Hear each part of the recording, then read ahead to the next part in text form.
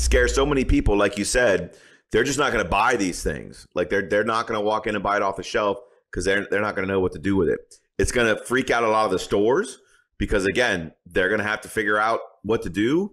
Imagine if you're a store that doesn't have permission to sell NFA items or Class 3 items, and now you all of a sudden overnight have dozens of Class 3 items sitting up on your wall and in your inventory. What are you going to do with that? If you've got one in your house, while you're waiting, do you have to take it apart? Do you have to send it somewhere? Can you wait for the tax stamp? I mean, again, there is a grace period, but I think a lot of people might be weary about taking pictures of the gun that they already have and sending it in and asking them, hey, am I allowed to have this or not? That's even above and beyond what you have to do when you originally register it, because you don't usually have to send in a photograph of your firearm. You just fill it out. So it's really freaking a lot of people out. So there's a couple things you can do.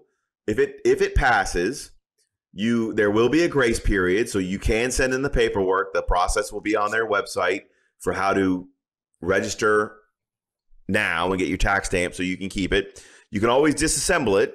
So, for example, it wouldn't be illegal if you went and took it and removed the SIG brace from the back of it, or SIG stabilization brace. SIG's a slang term, but if you removed it from the back of it and just separated them, sold the brace or threw it in a ocean or whatever you want to do with it, and just went back to having a regular AR pistol with nothing on the back or a buffer tube or even a paddle, you could do that because there's no reason you can't.